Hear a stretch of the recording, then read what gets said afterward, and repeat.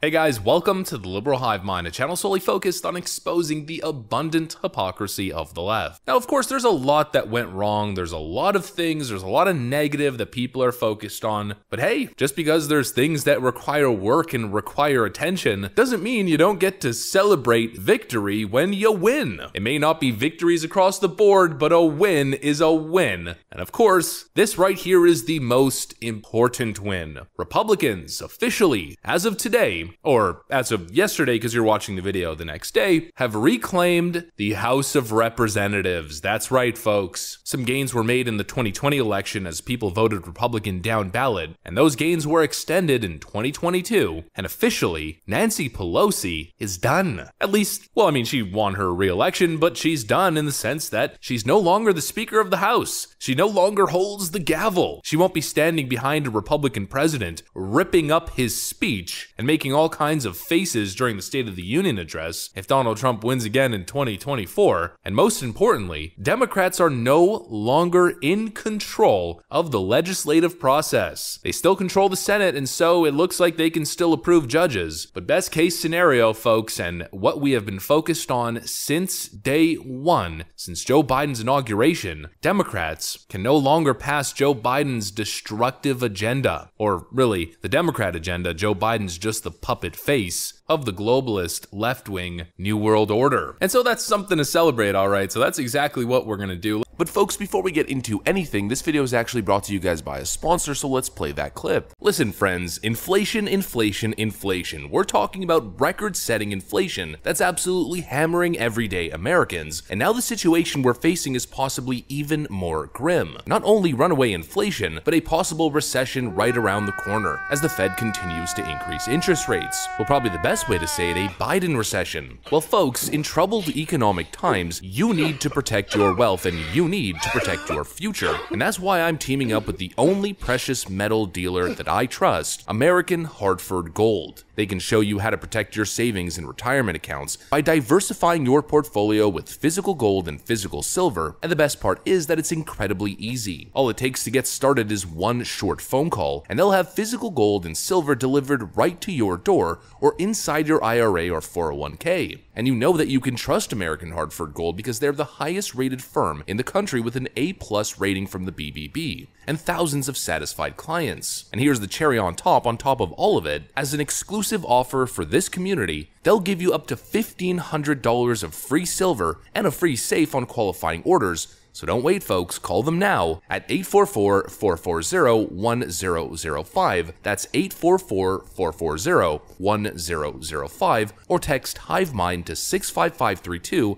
again that's Hivemind to 65532, Hivemind one word. A huge thank you to American Hartford Gold. Now back to the video. Alright friends, so it's official, Decision Desk HQ has announced a winner in the race for control over the House of Representatives. 2022 House results. So far, 219 Republican victories, Democrats 209, losing 9 seats. And of course, if you count all the gains that Republicans made in 2020, it's a whole lot more than that. The strong 2018 Democrat majority has flipped. And now the first observation that I'm gonna make here is, don't you find it weird that you haven't heard anybody reporting on this, or at least you haven't heard any mainstream news outlets covering the fact that the House has been called for Republicans? Well, of course, that's done by design. As of right now, as I'm recording this video, Decision Desk HQ is one of the only election calling outlets that has gone ahead and moved forward calling the House for Republicans. I mean, just Google it, just search it as of now at least. Who knows, by the time you're watching this video tomorrow, it could be different. But if you Google GOP House call, there have been no updates. All we've seen from Politico is that the GOP is on track to take the House. Republicans just one win away from taking the House. Well, there's a few races in California that Republicans have won. I mean, it's clear that they're gonna win. But of course, the Democrat media, it seems as though they want to extend it as long as possible. They want people to sort of zone out and phase out. They want the enthusiasm to drop to an all-time low. They don't want people to pay attention because they don't want to give the GOP that win. They want to preserve their precious narrative that it was just a red mirage. that Democrats somehow won. I mean, you notice that that's the narrative, that Democrats won in 2022, but they simply didn't. They retained the Senate, but they lost the House. Nancy Pelosi is no longer the Speaker of the House. They no longer have the legislative power that they used to, and their January 6th witch hunt commission and all the other nonsense officially ends today, or rather ends when the new members of Congress are sworn in. And that's a good thing. That's something that should be celebrated. You know, what they're trying to do is take the wind out of the sails of this conservative movement. They want you to think that it was a big fat L. It was a disappointment for sure, but it was not an L. Republicans just have to tweak their strategy a little bit, and the GOP can expect to make some serious gains. You know, like I criticized Chuck Schumer the other day for claiming that it was a red mirage. It's completely disingenuous to claim that any of it is a mirage, to claim that voter sentiment is a mirage. What Joe Biden said the other day. You mentioned that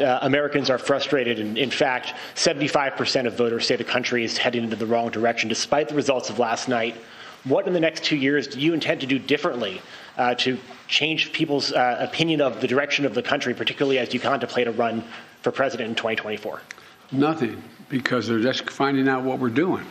The more they know about what we're doing, the more support there is. As if the 2022 midterms is affirmation that voters want the same. Clearly that isn't true. Democrats don't want this fiscal insanity, this fiscal craziness, these ridiculous anti-energy environmentalist policies. Americans don't want the same, and clearly we saw that based on the popular vote. Republicans actually winning the popular vote by over 4 points. That doesn't sound to me like voters giving the thumbs up to a Democrat mandate, or to continue all of the craziness of the last 2 years. If anything, it sounds like the opposite. It sounds like Americans stepping on the brakes, slowing down, or completely halting the Democrat legislative agenda that's been pushed over the last little while. Americans are fed up, and that's a good thing. That means momentum is on the conservative side. And again, we saw that based on the data. To claim that it's a mirage, when the overwhelming majority of the American public prefers Republicans on every single top issue, there's clearly momentum there. There's just a couple factors, let's just leave it at that, that are getting in the way of Republicans securing massive, sweeping election victories across the board. Voters didn't vote for a Democrat mandate for Joe Biden to keep doing everything the same. They're voting for the exact opposite. They're voting for accountability. They're voting for Republicans to come in and stop the disaster snowball that is the Biden-Brandon regime. And that's exactly what's gotta happen. Sure, Republican voters don't have their preferred leader in the House. I mean, Kevin McCarthy recently got reelected, but voters, of course, can still make their voices heard. And I think what most people are thinking, the number one word is accountability. It's time to apply pressure on the GOP House to do something finally. Do something about the corruption, the various scandals, launch committees,